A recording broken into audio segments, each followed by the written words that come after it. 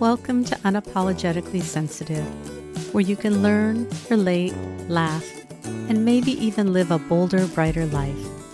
I'm your host, Patricia Young. This is a weekly podcast where we explore the strengths we have because of our sensitivity and some of the challenges it poses as well. The information in this podcast is not a substitute for help from a licensed mental health professional. Hey there. I've looked over the most downloaded episodes, and so in the next couple weeks, I'm repurposing some of the most popular episodes that you're going to be hearing. These have been really powerful episodes. I think you're going to enjoy them. I'm going to be doing some extensive traveling during COVID from my office to the front porch. I expect to have an extended layover in the living room. I just need to take a little bit of a break. I may be recording some bonus episodes, so you'll just have to check on Tuesdays what pops up in your feed. But I am committed to making sure that you do get something on Tuesdays. I hope you're doing well. Please take really good care of yourself during this crazy time when the world feels a little topsy-turvy and upside down. All right. And now, on to the regular intro. Hey there. To the creatives, healers, sensitives, and deep thinkers, welcome. This is a really great episode. This is the first year that I've actually been able to really plan ahead, and I wanted to do a special episode around how can we navigate as sensitive some of the changes and losses that happen for us as we approach and go into the holidays. And Jill Johnson Young did an amazing job with this episode talking about all the different ways that change and loss comes up for us, and at the end gives well over 20 different practical tips and tools on how to manage some of the losses and changes that we may not be considering as loss and changes. I've had many of you reach out to me and that you're realizing that the family that you thought you had isn't. And now that you're having these awarenesses, how do you go back into your families for the holidays, knowing that your parents have limitations, they did the best that they could, but you're just figuring this stuff out. If you've had any changes in job, education, career, relationships, so that's either starting a new relationship, ending a relationship, trying to figure out how are you going to do the holidays with a new partner, with your family. If you have a child that's leaving for college or moving out, if you have children that are getting married or divorced, if your parents are having health issues, if you're having health issues, if your children are having health issues. This can also include the birth of a child or a grandchild or adoption. If you're coming out for the first time to your family or you're claiming what your pronouns are. I mean, there are so many different ways that loss comes up in terms of what we expected and then what happened. And then there's also grief, and we talk about pet loss in this episode. And if you've lost someone close to you, how can you manage?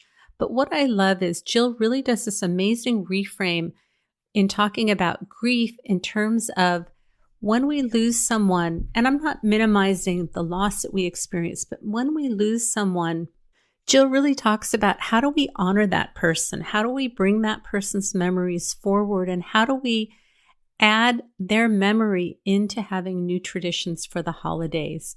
And I just love this concept. And I have a lot of fear around my mom dying, and she's very healthy at this point.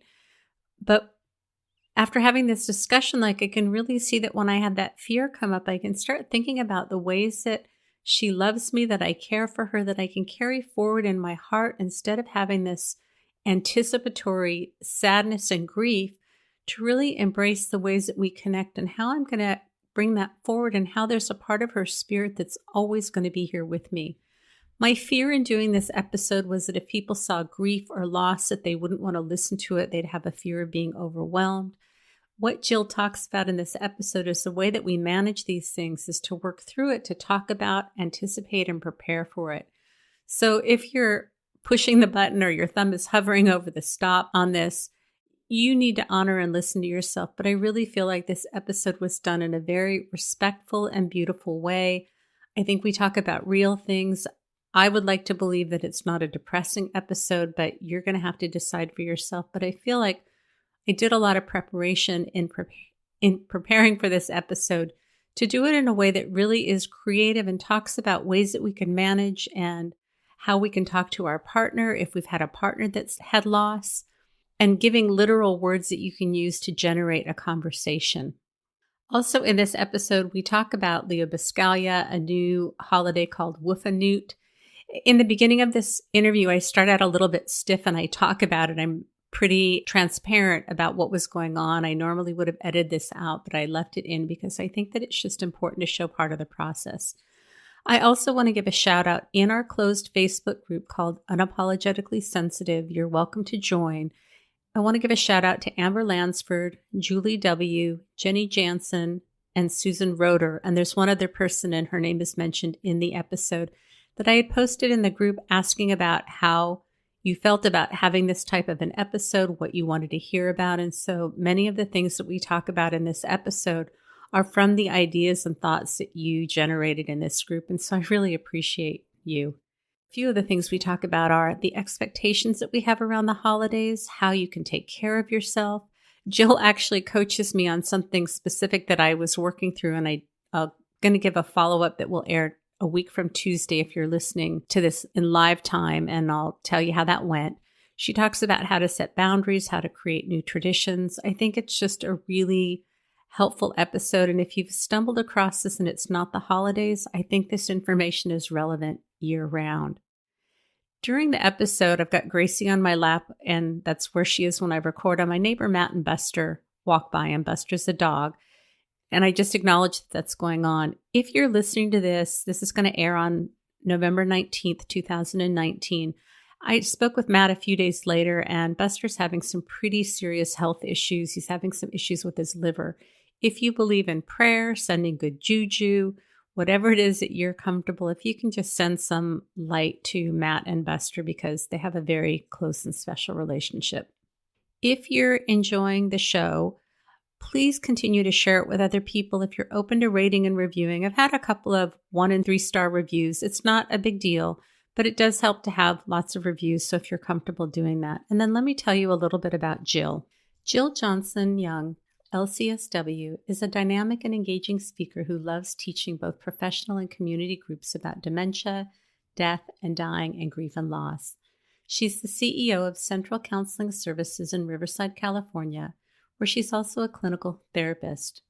She's a certified grief recovery facilitator after spending more than a decade with hospice as a medical social worker and as a director of social services, chaplain, and grief staff. Jill has authored 3 children's grief books and an adult grief workbook with more in process, and created Your Path Through Grief, a year-long comprehensive grief support program which includes resources for therapists. If you're interested in looking in the show notes, Jill mentions the names of her books. I've got links to them in the show notes. These are the most detailed notes because Jill provided me with a really in-depth outline. So if you're interested, you can check out the show notes for more information. And now, on to the show. Hey, Jill, welcome. Thank you. I'm really excited to have this conversation with you today. I am so glad to be here. It was nice to be invited. Well, thanks. I'm trying to figure out where to start. Let's just go with this one. Do you identify as a highly sensitive person?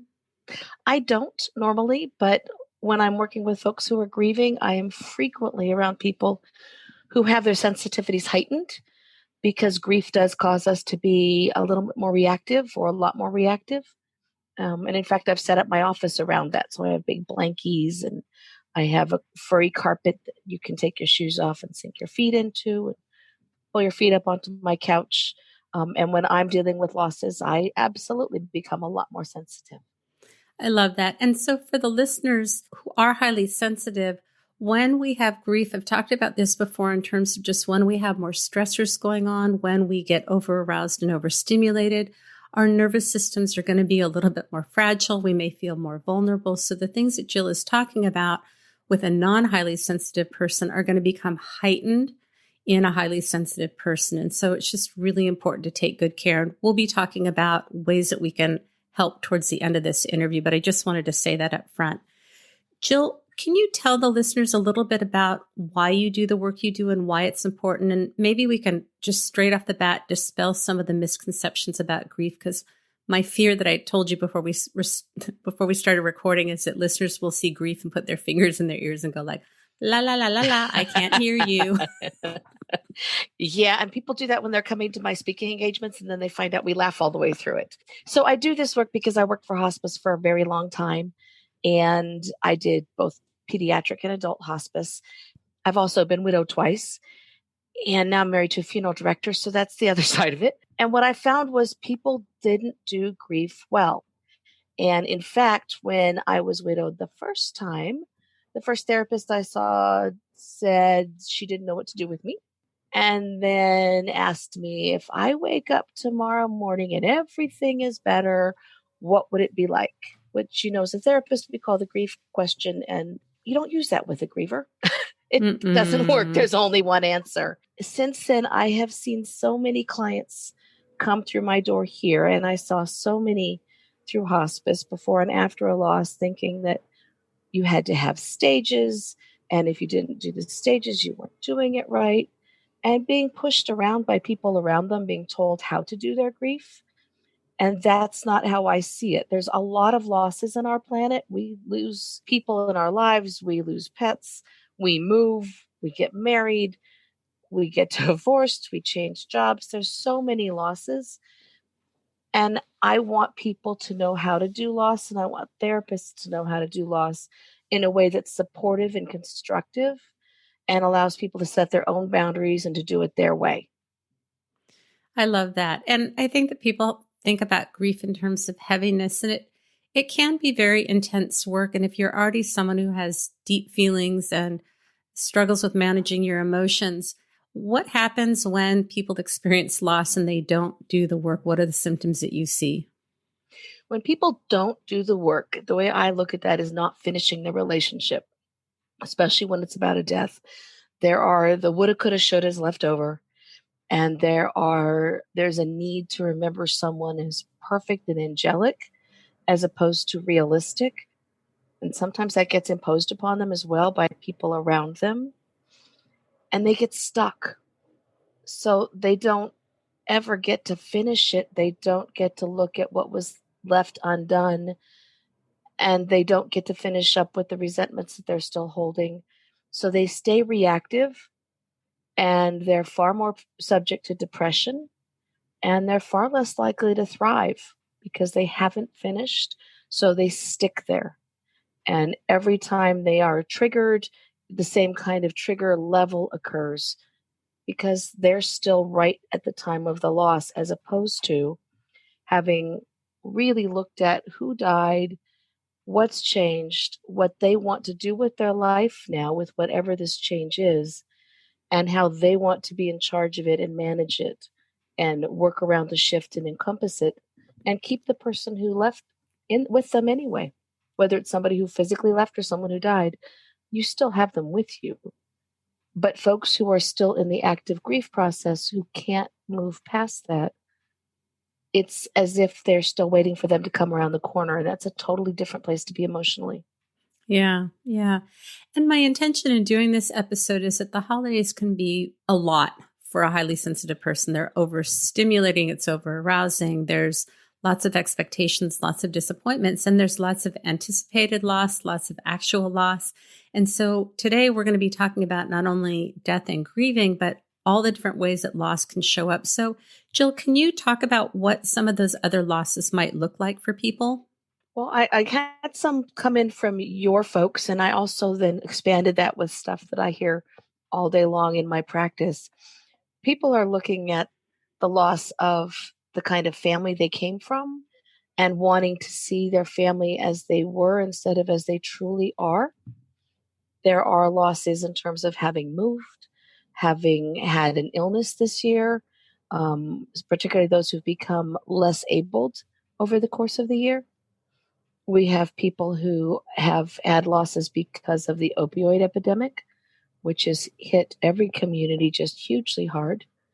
And whether that's somebody who's just in the midst of substance abuse or someone who has died because of it, it's an equivalent kind of an experience of loss for that person because we can't compare losses.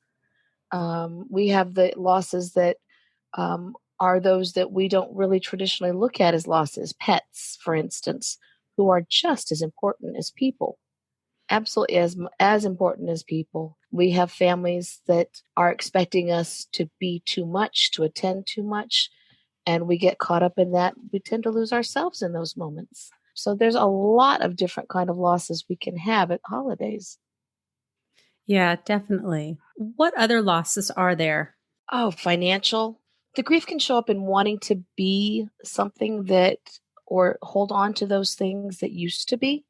Finances always play a part in terms of stress at the holidays for pretty much everybody.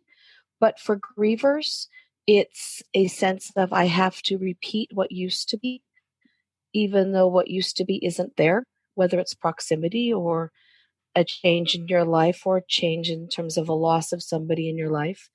There is a need to be part of everything that goes on around you, all that stuff you talked about in terms of the overstimulation.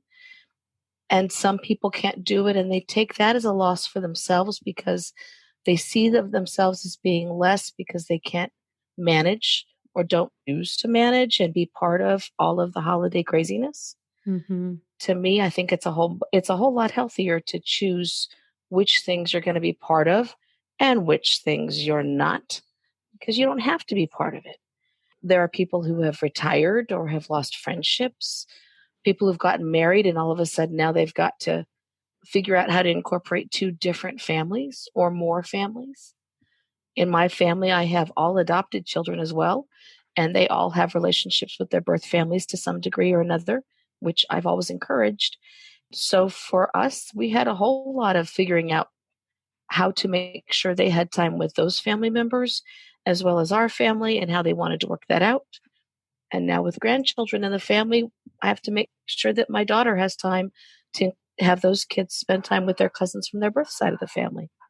So there's a whole lot of negotiating that can create a sense of loss, because if you're going to add something, you might have to lose something else to make room for it. There's only so many days in November and December.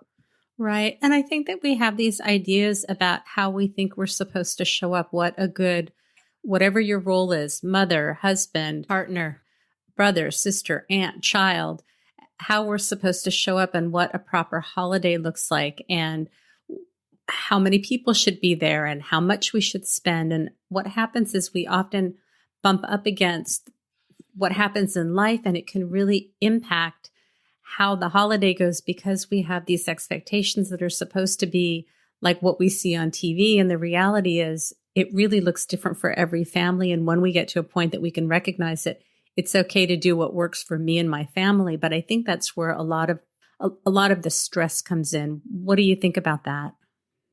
I think we spend way too much time trying to be Hallmark Mm-hmm.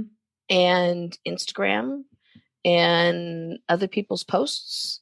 We don't spend enough time looking at what's realistic for us.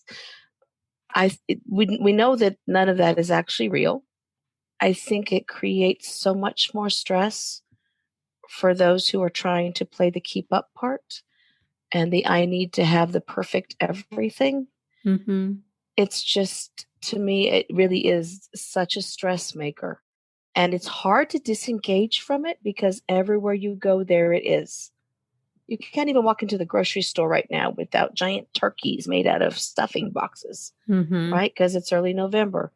And I think we have to really be mindful of what we're able to tolerate, and to make sure that we are taking care of ourselves first so that we don't stretch ourselves too thin.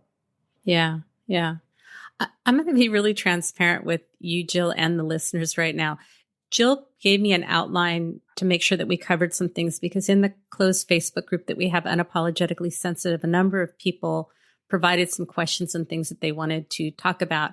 And I'm finding that I'm really having a hard time engaging in a meaningful conversation because my taskmaster wants to make sure that we're covering things.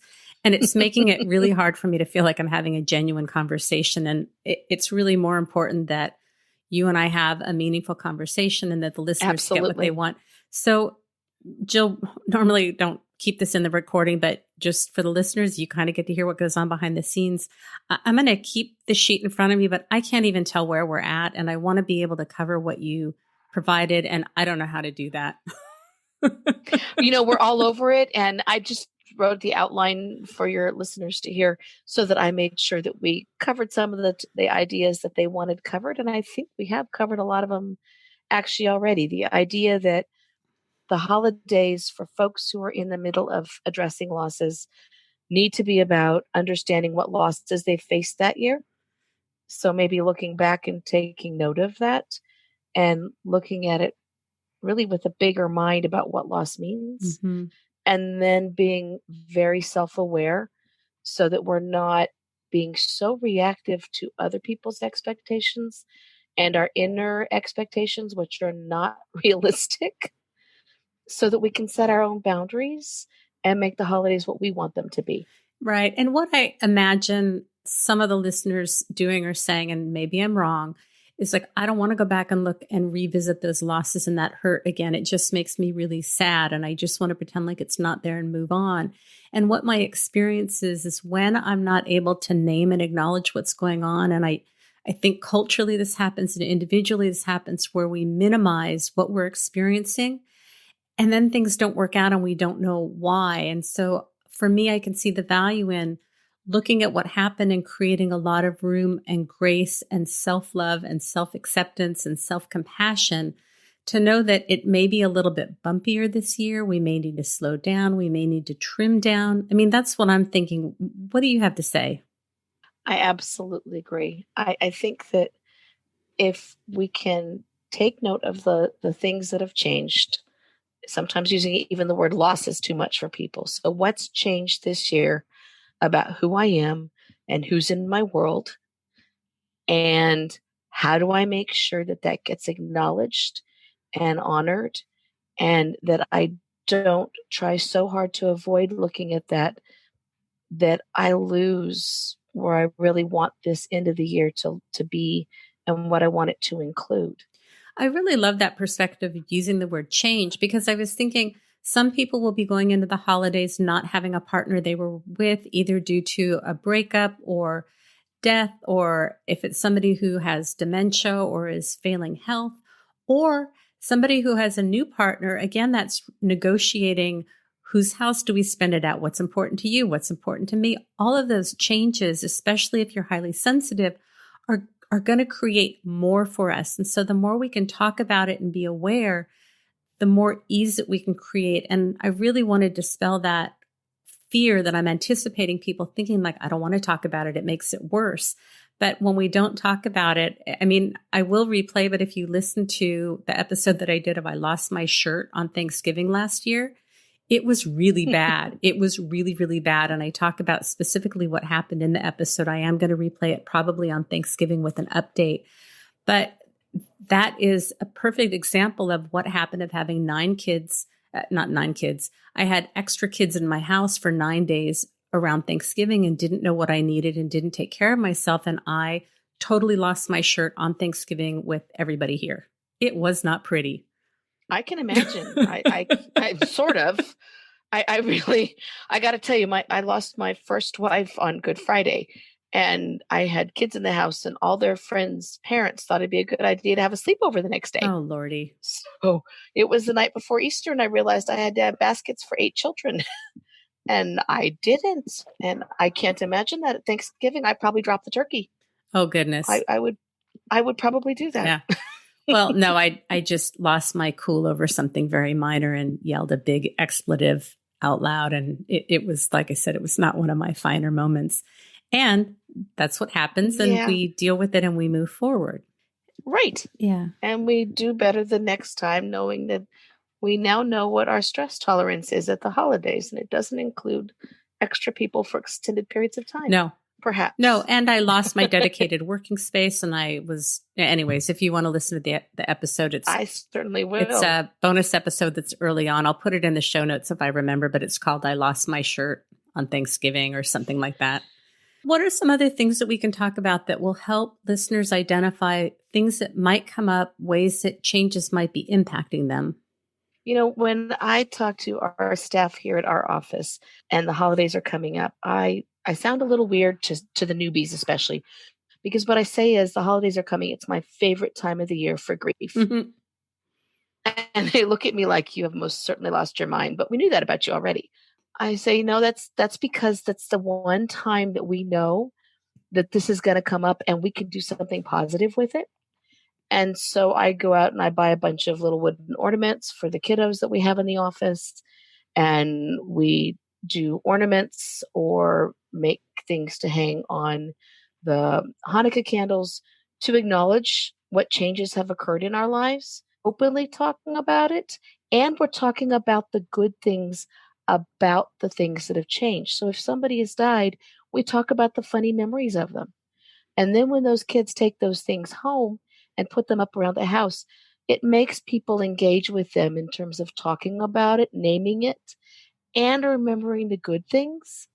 Some of the sad things, the funny things, sometimes the wicked things, but it generates conversation as opposed to the silence that goes around when we have things that have changed and we're trying so hard not to talk about them. It helps to have reminders to talk about those things.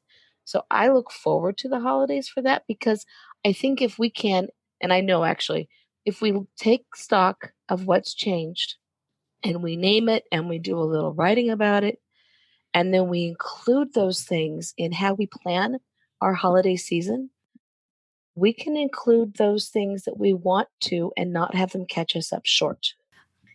The other thing that happens with the holidays is sometimes there are anniversaries or birthdays for folks who have absented themselves or died or that we've moved from. And those people need to be included too, so that we don't look at the calendar or have a Facebook reminder come through. Mm-hmm. And all of a sudden we're caught up short because social media is sometimes unkind at this time of year. Yeah, I love that. I mean, just as we're talking, I'm kind of reframing. And you and I talked before we started recording that you and I have a very similar background. And I've worked in the health field. I've worked in hospitals and home health. I have dealt with death and grief and hospice. So it's something I'm very familiar with, but I really haven't thought about talking about it in terms of change as opposed to loss. I mean, there is loss, but I think that I love that reframe of change and talking about the memories and finding ways to honor the people that are no longer with us for whatever reason. They're not with us because they've had a change in mental status, because they're declining, because we've lost them to death or to a relationship change or whatever it is. That I think that really puts a whole different way of even conceptualizing this thing that we call grief. It does. And in terms of the new relationships and the negotiating those, there may be people in the life of your new partner that you didn't know about.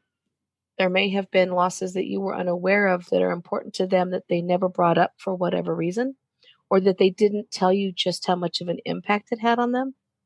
And this is a time to be able to bring those people forward and to figure out how your partner wants to include them and how they are included in your partner's family. It gives you a sense of the traditions that you're walking into that you may not be aware of. It's a learning experience. I love that. So can we brainstorm some questions that if somebody's in a relationship and they're like, I don't even know what to say. Like, what do I say? Is there anybody that died that you want to talk about? See, that would be a Jill thing to say because I'm a little snarky like that. It would be a Patricia thing to say too, because I'm pretty cut to the chase. But can we maybe help the listeners come up with some language and some ideas of how they might start a conversation that would invite that to be discussed? I would perhaps say something like, is there someone that you've had in your world that has died, 4-footer or 2-footer, that you'd like to include on our tree or in our Thanksgiving, blessings or thank yous or whatever tradition your family has? And you talk about those before that day. Most families do have that thing where you stand around and, think of something you're thankful for, or talk about the things you're thankful for around the dinner table on Thanksgiving. That's something that you can talk about ahead of time so that if they are not going to include them, you can bring them up so that the rest of that family knows you're aware of and that they're important to that family. I love that. That's great. I'd also maybe say, tell me about your old pets. Tell me who they were. That always generates these conversations. Yeah, definitely. Always. Yeah. I want to repeat the first thing that you said, and I will put these in the show notes. So if you want to get these in writing, if you go to unapologeticallysensitive.com, go to the podcast page and click on this episode with Jill. And if you listen in iTunes, it'll be right there. But what Jill said is there someone you've had in your world that died that you'd like to include in the blessing or in part of our holiday celebration? or asking about pets, and especially for highly sensitive people. I mean, it's for anybody, but because our pets provide so much unconditional love, and because we walk around in the world with such an awareness of subtleties, the relationship that we have with our pets, especially as highly sensitive people, man, when we lose them, they're hard for everybody. But I would venture to say that for an HSP, it can really be difficult because that's just so much unconditional love.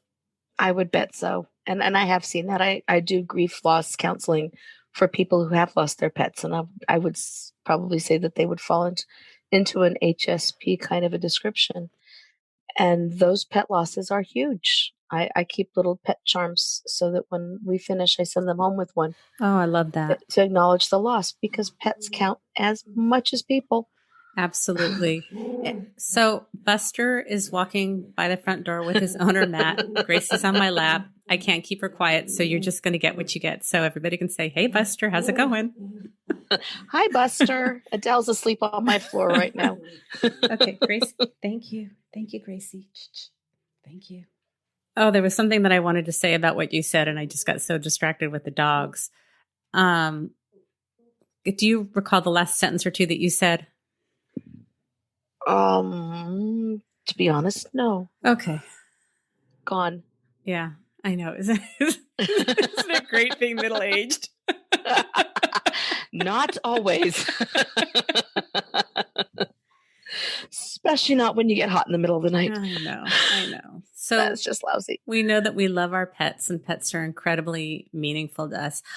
I know what it was that I was going to say, that I think oftentimes people do not identify with how much the loss of a pet can mean, and that often people who lose a pet either identify with how much it means, or they minimize it because they feel like it's not okay to have as much sadness over the loss. And again, I really think that there's something about, again, this is anecdotal, but for a highly sensitive person, we're much more in tune with animals and nature. So we often have really special connections. We get unconditional love from our pets.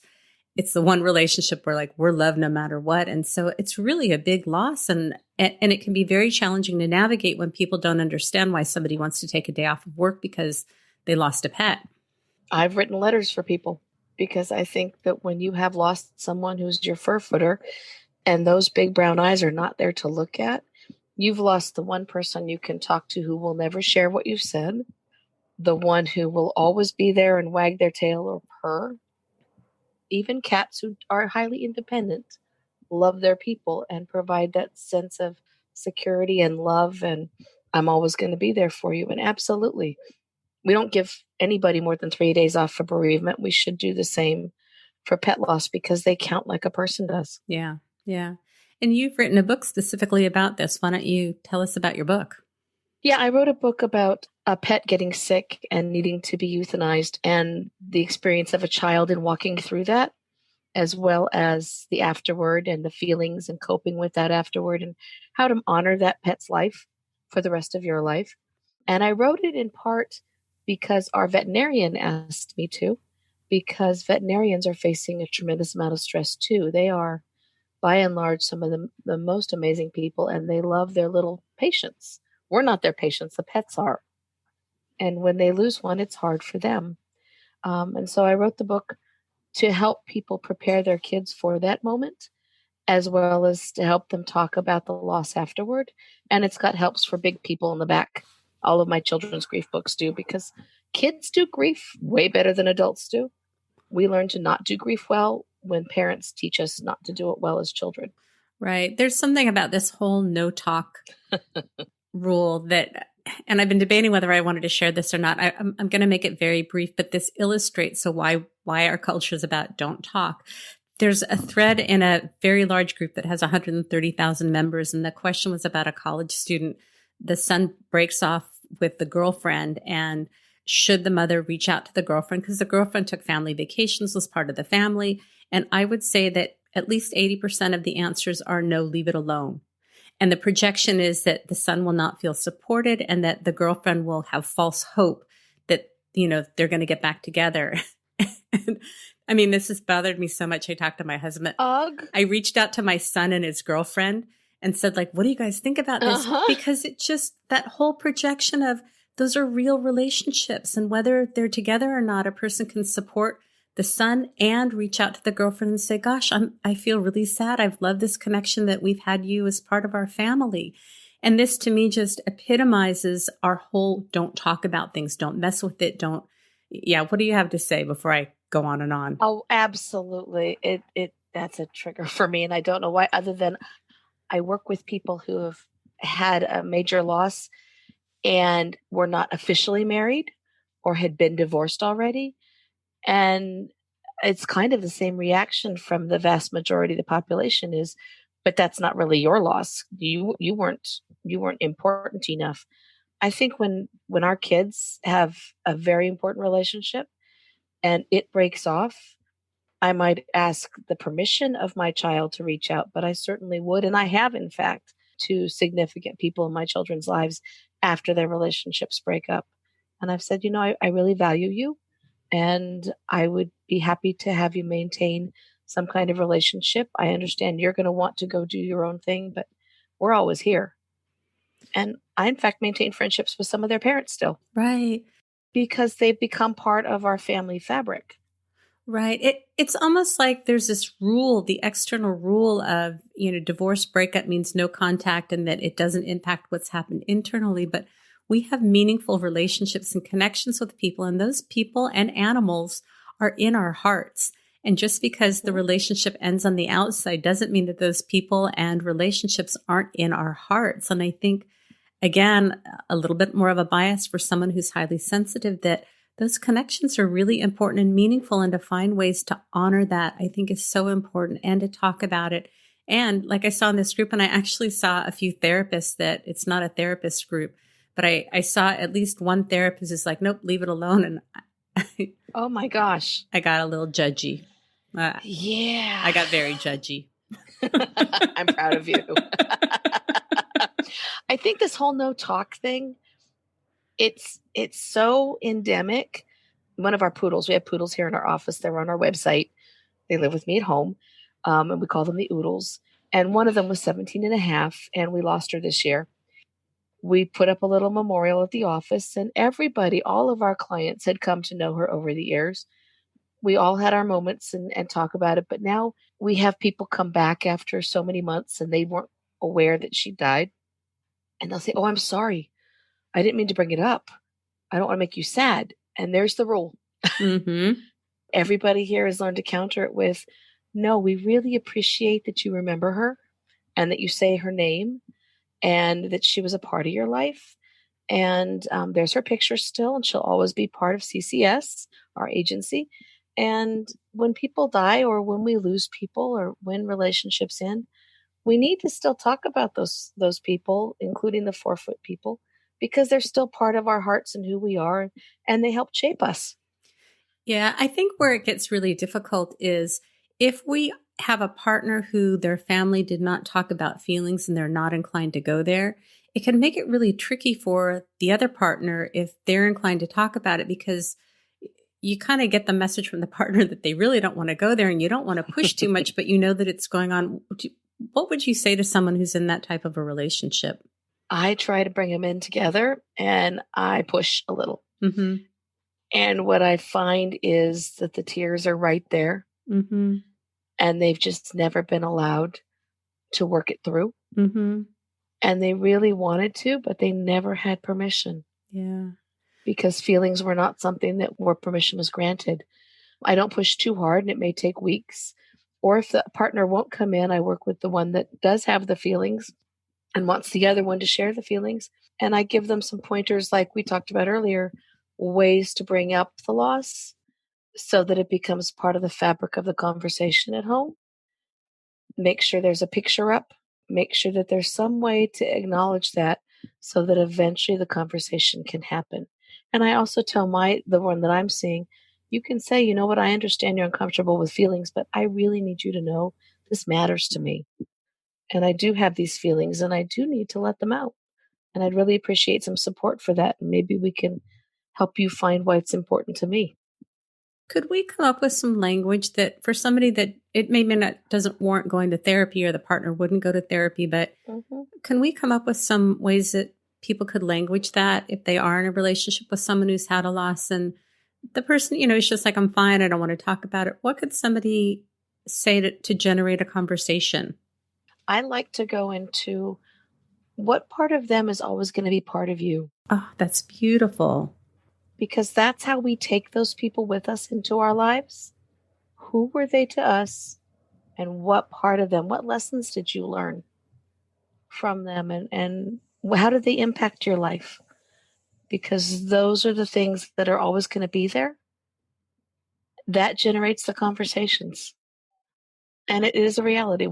When we are reorganizing after a major loss, one of the ways to reorganize is to figure out where that person's going to fit, because we never, ever stop talking to someone who's left our lives. We just do it in our heads. Say a little bit more about that. Well, if you think about when someone has died and you have a relationship around a particular something, it's cooking or cars or the yard. I'm out in the yard and I'm taking care of my roses. That's going to bring up me talking to my first wife because we loved roses together. And nobody else does. I'm married to a funeral director. They don't do flowers. And so I will talk to Linda while I'm tending to my roses because that's part of my relationship with her. She is quite gone. She's not here, but she's still someone that I converse with. Does that make sense? It does. I absolutely love it. And I'm going to jump back to something. I just wanted you to go deeper into that when you said it. So I want to go back and repeat what you had said of ways that a partner can bring up loss. And I just have to say my gremlins are going like, you're not being very linear right now. And I'm not. And I keep thinking that I should be. And if you've listened to the podcast from the beginning, you know that this is how I am. But I don't do linear very well. I think I still have this belief that I should be linear, and I'm very persistent, and I love to get a point across, and I'll go back to it, but I am just not linear, and I keep thinking that I should be. No. Maybe that's, I'll give you permission not to. Maybe that's something to work on for the holidays. Yes. So if you have a partner that has a hard time talking about a loss, some of the things that Jill said is, what part of this person is always going to be a part of you? What are lessons that you learned from this person? How did this person impact your life? I just love that. And I think that we really do talk to people. It's interesting. When I started doing private practice, I did in-home counseling. And I worked with a client that I had a very deep, meaningful connection with. It had very healthy boundaries. It was very appropriate just for anybody who's, losing your shirt right now. And she had a number of illnesses. And at one point we thought that she may die from one illness. And it kind of brought up this thing of like, would I go to her funeral as a therapist? There's controversy if people say, how do you know the person? So I asked her about it. I said, if you were to die, would you want me to go to your funeral? She's like, oh yeah, with some swearing in there. And I said, and if people come up to me and say, how do I know you? What do you want me to say? She says, tell them you're my therapist. And she thought about it some more and she says, I want you to speak at my funeral. Wow, what an honor. Well, yes, it was. And so she ended up recovering from this thing that we thought may have killed her. And so we were really relieved. And then something else came up and she died very unexpectedly. And this loss really hit me hard. I mean, I've had lots of clients die. I've worked with lots of death. And I'm not saying that that I wasn't impacted by them. But this death in particular really hit me hard. And I did speak at her funeral. Her family was there. I think it was a great source of comfort to them. I ended up going to a ceramics place and bought this huge tray and painted it and put her initials on it. And it's where I keep my daily watches and jewelry. So every day I see it and think of her. And when I go through times of stress, like I talked to her, she was someone that I loved working with. We had a really unique relationship. And because she was a little older than I was, the things that we talked about were really meaningful. And so I love that what you were talking about is we can talk to people that have died anytime we need to, and we can bring in their wisdom and know how they would respond to us. I mean, that at least that's my belief. Do you have anything to say about that? Absolutely. Absolutely. There was a social worker named Leo Biscaglia who was a professor at USC. I love Leo. Years ago. Don't you love him? Right? The Fall of Freddie the Leaf. But there's a quote that he has that I can't do exactly, but basically says, the people that we love never and die never leave our lives. They're always part of who we reflect on, how we are and who we are. Their love lives on in us. And when we do have those people who touch us, especially, they should continue to be part of our lives. I've heard the controversies about therapists attending funerals, and I tend to roll my eyes like I am right now because if you mattered that much to a client and they want you there, then in their honor, in my humble opinion, you should be there. And I work with a lot of folks who are chronically to terminally ill, so it's not an unusual conversation for me. I think we should be able to remember them. I have little things in my office from some of those folks. And when I spot them and it's one of those days and they cross my mind, it brings a smile and a bit of their wisdom and their wit back to me. And that's important. That's a part of who made me what I am. They're never going to be out of my head. And I'm certain they wouldn't want to be. Right. And I think it really breaks that misconception that as therapists, we can have relationships with our clients that are very well boundaried, very healthy, very appropriate. And because we do depth work, we impact our clients impact us. It's about the relationship. And that's really where change comes from. And I have to say that after I shared what I did, I had a little bit of a shame attack. And I went like, oh my gosh, and imagined the therapist, going like, oh my gosh, you have no boundaries. And so I kind of had to process that, which motivated what I said. So I want to be very transparent. And I honestly believe that we can have meaningful relationships that are healthy and boundaried and be impacted both ways in our relationships with clients. Not all of them, but many of our clients, and there's nothing wrong with that. No, I mean, they're obviously professional boundaries. I am not Facebook friends, or I don't do social events with clients. But when there's been a client who's mattered a lot and who has made that request, it, in my humble opinion, should be honored. And the family clearly knows, especially if someone has been very ill, typically the family's been part of transporting the client to my office. And you did in-home work, so you were in their home. It's not a surprise that we exist. Right. And many times our clients will talk about us with their friends and family as well, the work they're doing. So I think, we do keep the professional boundaries, but clients do touch us, and that should be part of what we acknowledge. Otherwise, you're not doing good therapy if you don't have that therapeutic relationship. Yeah. That's where the work comes from. Yeah. Jill, I'm wanting to move into some of the tips that people can use, but I'm wondering if there's anything that we need to cover before we move into that. Is there any other foundation or things that we haven't talked about?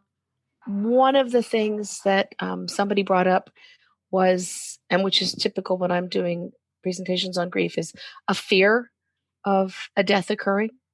And I just wanted to say, for those folks who are carrying that fear, one of the very best ways to deal with it is to get some education about what that looks like, what that process is like, when and if, because loss happens no matter what we do on this planet. When and if that moment comes and you are there, you know what you're seeing and you're aware of it, and it doesn't catch you off guard or scare you. I would hope that you'd find a way to get some of that education ahead of time so that it can allay some of that for you. I have a feeling that the question came from Anne Catherine Walter, and I have her permission to use her name. So she's very afraid about her mom dying. I have the same fear. My mom lives with me. I cry and I tell her this all the time. And my husband, I also talk about it like he's got to go. He's got to go after me because I don't think I can manage without him. Part of what happens with highly sensitive people is the way that our brains are wired, and I can't speak to it intelligently right now, is we anticipate things, and it's a strength, and it's something that can work against us. And my guess is that her question is more about, how am I going to manage that if I struggle with having big feels right now when there's no loss, and this is someone that's significant to me, how am I going to manage with that loss when it happens? And I think her question was more about the emotional side of it than the practical nuts and bolts. I appreciate that. So that's when we prepare ourselves ahead of time, so that as you are able to anticipate better than most, then you do the reorganizing in your head for what life will be like without that very significant person front and center and present in present time. Because they're still going to be with you in your head. They're still going to be with you emotionally. Because particularly moms make us who we are. I mean, that's why moms are always the blame too, right? It's always mom's fault. And it'll be mom's fault that folks are going to grieve so much for moms. But if we prepare for life with mom not being present, and what that's going to look like and how that's going to change, and what things we can do to bring them with us and to honor them in our new life without them present. It tends to take down the fear of the unknown because you're already reorganizing around that concept. That also reduces depression in a loss. And what I was thinking is, like, because I'm going to talk to my mom about how fearful I am about her dying. She's healthy. There's no reason to indicate that she's going to be dying anytime soon. There's a plan and I don't know what it is, but she's not ill.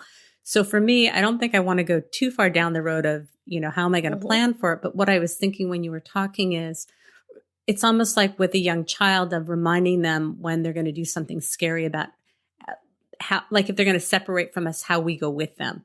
And so it was almost the same thing of how can I reassure myself that my mom will always be in my heart? Her voice is always going to be in my soul and spirit. And so when I have those fearful thoughts, to know that, I don't know what it's going to be like when she does die. And these are the things that are going to continue to stay with me. And that may create some more reassurance. Mm-hmm. It's packing in the memories and the special stuff ahead of time. Yeah. When I was little and we went off to summer camp, of course, the first time you go, it's a little scary. You're going to be gone for 5 to 7 days. Parents are excited. Kids are afraid. And so something my mom used to do, which I continued with my kids, is we did a pillowcase. And everybody who was significant signed that pillowcase for the 2 weeks prior to camp and put a little note on it, said something to us. The cats put their paw prints on it and their names on it. So did the dog. That way, when you got to camp, you had that with you.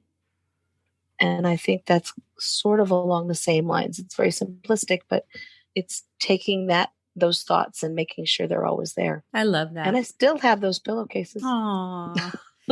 I'm not advocating that anybody do this specifically, but my son, who has a very strong attachment to my mother and is wired very much like I am, talked to me about wanting to get a tattoo when she died to memorialize her. And I'm like, why don't you talk to her about that now, of what that would look like? And he decided that he wanted to get one now. And he and my mom doesn't, she thinks that it's like defacing your body when you get a tattoo. She's like, could you get something monogrammed? And I could see that he was struggling. And I said, is it because like if you get a watch or something, it can break, you can lose it? And he's like, yeah. So he really wants that sense of permanence on his body to remind him of the incredibly special relationship that he has with my mom. And so he got this peacock feather because my mom loves peacocks. And I just think it's such a beautiful way, and to be able to have that honor now while she's still alive, as opposed to waiting until after she died. Mm-hmm. Yeah. Mm-hmm. I love that. I'm so glad that he did that. Yeah. And I hope she can see it's nicer than a monogram. I think she's just from that generation where, you don't do stuff to your body and it's permanent. Yeah. She's very respectful. And I think it really meant a lot to her that it's significant of the relationship that they share together. Mm-hmm. Yeah. Mm-hmm. My kids have several tattoos in honor of parents they've lost. Aww. And when you look at them, you can just see that connection. One has a sea turtle, which meant very much something to both of the moms. So yeah, I think those are important to do. Yeah. Yeah. Okay. So let's talk about ways that people can manage during the holidays. During the holidays. Okay. So here's Jill's magic list, because this is what I talk about. And it's also what I do. So I am not just speaking from a therapist chair. This is from the Jill chair too. Okay. First, we plan ahead. Because if you look at the calendar, I've got one in front of me right now, and I can see how many days I've got till Thanksgiving. And you look at what you want to spend from now until the first of the year, because it's not just Christmas or Hanukkah, it's also Thanksgiving and it's other things. How much have you really got? And how much energy do you have? And how much of a reserve do you have to tolerate the onslaught of 50 days of Hallmark movies, for instance? Which many of us HSPs actually love. I bet. But they also set up expectations that are so not realistic. They do. It's just that we know that nothing terrible is going to happen, but there are some terrible implicit biases in them, which I'm recognizing. But please go ahead. Yeah. I'm actually one of those who does watch them, and HGTV, because I can't tolerate stress during TV or movie watching. Lifetime is running Christmas movies now, and they have a little bit more of an edge to them, but nothing dangerous. So, yeah. Maybe I'll have to investigate those. Yeah, there you go. Thank you for the tip. Sure. I also tell my folks who are really dreading holidays, and this goes for everything in the year, Mother's Day in particular comes up, is avoid the stores. You can have anything you need delivered. You can get your groceries delivered this afternoon. You can do all the shopping you need to do online. So if walking into a store is going to trigger too much for you, don't go in. Nobody says you have to step in and face that turkey made out of boxes or whatever the case may be.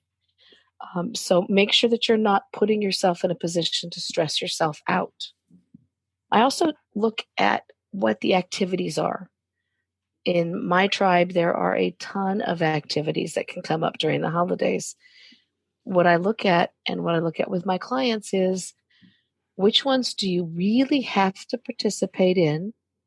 Which ones do you want to participate because it's a heart place for you? And which ones, when you think about them, cause you nothing but, oh, I don't want to do it, because you don't have to. You can say no. If you're going to go, take your own car. That way you can leave. Don't carpool. No carpooling during the holidays, unless you're with somebody else who's of like mind, because then they're a good excuse. I have to get somebody home, right? When you get somewhere, look for your exit. Something I also do with anxiety clients. You're in a position of walking into a group event. There's Christmas lights, there's songs, there's people, there's small people, there's older people. How am I going to get out of here if it gets to be too much? Or if I feel too emotional? Or if I feel like I'm going to burst into tears? Where do I go so I don't have to be there? And I also do a lot of teaching about what I call the grief card. Do you ever use that technique? I don't know what it is. It's like the ultimate ace of spades. Okay, tell me. So the grief card is, I'm grieving right now. And you look at someone straight in the eye when they say, why aren't you going? Or why aren't you staying? I'm grieving right now. This is not something that fits for me. Oh, this is like the cancer card. Got it. Yeah, it's mine. You can't argue with someone who says I'm grieving, right? Got it. Or I'm on chemo. No, I got to go. I thought there was like a literal grief card, and I'm like, I don't know what that is, and I feel like I should. I was being I'm going to have a grief card. I'm actually making one now. I don't quite know what the artwork needs to be, but just put it on the table. Literally, I can't. I'm grieving. You can't make me. They won't, because they're kind of afraid of what you might do. Are you going to burst into tears and make us all sad? Are you going to fall apart? If you're saying you're grieving and you can't go, you just stay away, right? Likewise, I work on practicing boundaries ahead of time. If someone is going to be pressured into doing something, spending something, being somewhere, how do you say no? And how do you say it in a way that that particular person that you're concerned about is going to listen to you? And when I look at that with folks, it's, what is your relationship to this person? Because you can always pull rank if they are younger or one of your kiddos. Or is it somebody you really need to be deferential to? So, for instance, mom or one of the church ladies or temple ladies. You got to have a certain deference. Or is it a coworker, in which case you can just sort of lay it on the line?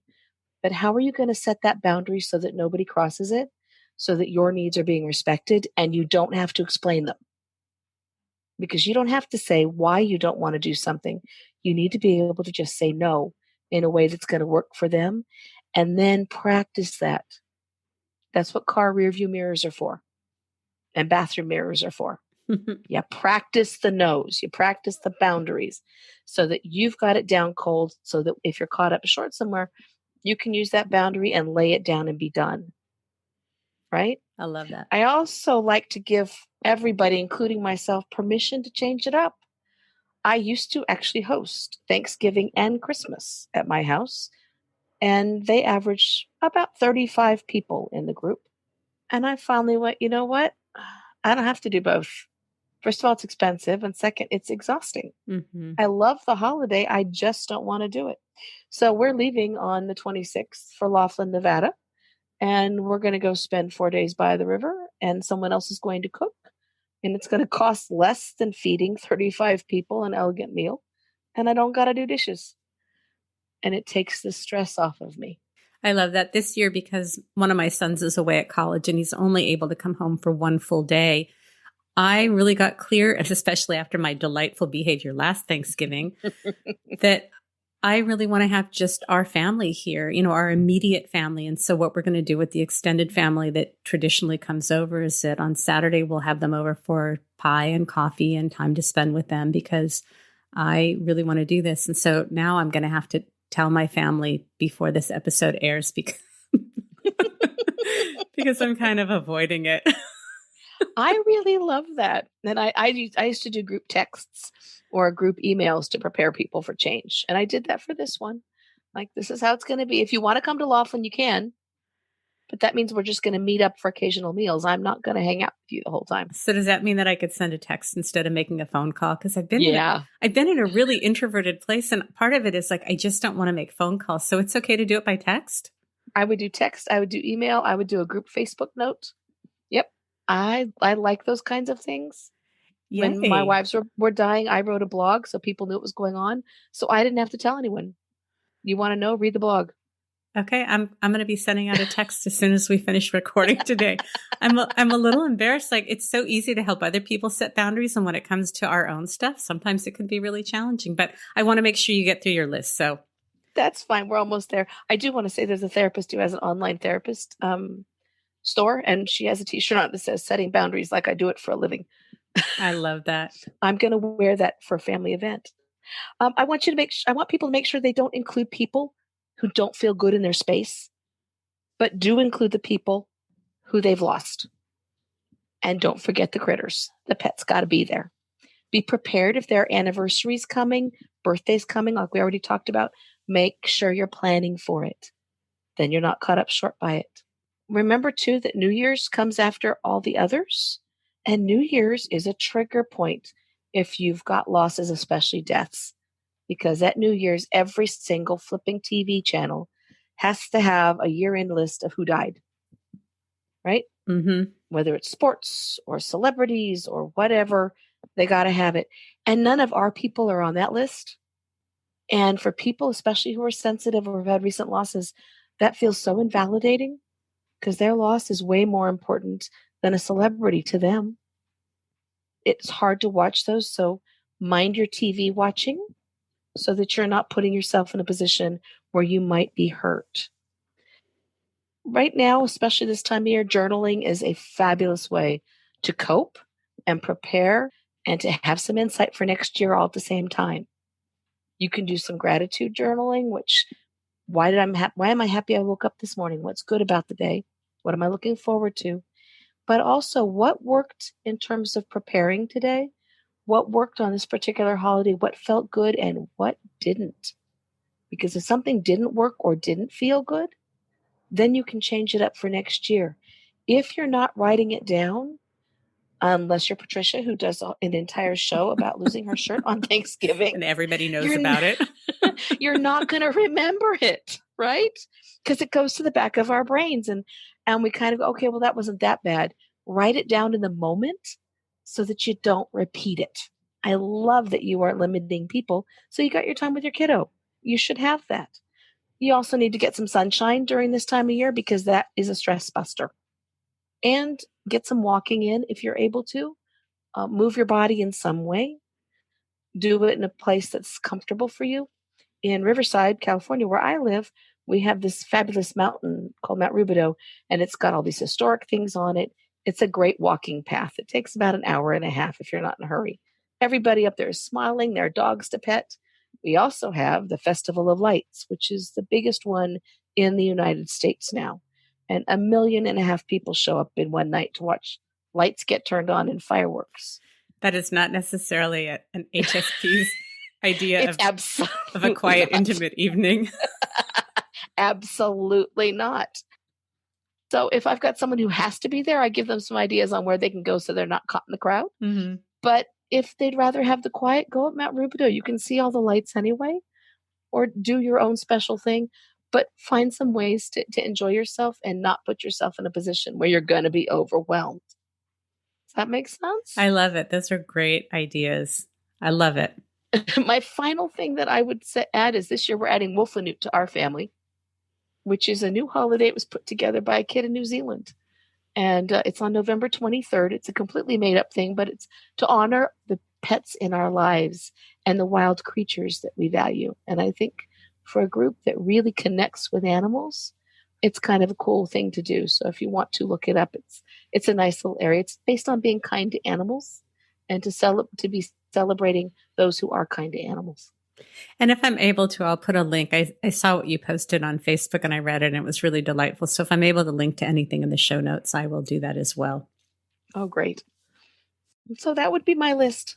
The prep, be ready, don't overwhelm yourself. Those are the bottom lines. Yeah. And I really love the idea of finding ways to honor people or situations or things that we've lost. And really for me, because I'm very concrete, finding tangible ways to, whether it's if you celebrate Christmas, an ornament or something to put in your home. I know everybody celebrates lots of different things. So I want to be very mindful that I'm not saying that the only holiday that there is Christmas, but whatever you celebrate, finding a way to memorialize and commemorate someone can really be meaningful. Absolutely. They make Hanukkah candles now, candle holders with a pet's face on them. And I think that's a great way to do things. And there's all kinds of ways, all of these festivals and holidays, to remember those that are no longer here and to include them. Yeah. Because they're here anyway, we should make sure we say them out loud. Right, right. And it really does change the whole thing from sadness and loss and grief and that idea of heaviness into really it's about change and memories and finding a way to honor the people and animals that we've lost, the relationships that have changed, and to carry all of those things in our heart moving forward. And it really, I'm not minimizing that grief isn't difficult and that the grief process can't be, we got to go through it. And to kind of put a new way of thinking about it, that, those people are always in our hearts and it creates richness to our lives. And those memories are still with us. And those people move forward with us, even if they're not here with their physical presence. In grief, we never let go and we never move on. We take them with us. Yeah. Yeah. Gosh, that's so beautiful. Jill, I am so grateful that you were willing to come on with me, especially last minute, so we can get this episode out before the holidays hit. Thank you for having me. It's been delightful. Jill, tell us where we can find you. Tell us the names of your books. I will put them in the show notes. Yeah.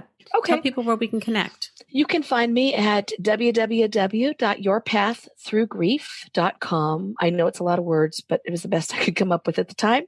My books are on Amazon under Jill Johnson Young. I have a book called Someone I Love is Sick, I Have to Say Goodbye. I have one on pet loss called My Pet is Sick, It's Time to Say Goodbye. And I have one for children after a death. Someone I Love Just Died, What Happens Now, which talks about all of the rituals that happen after a death and how to cope with grief. And then I have an adult workbook, because I do actually work with adults too.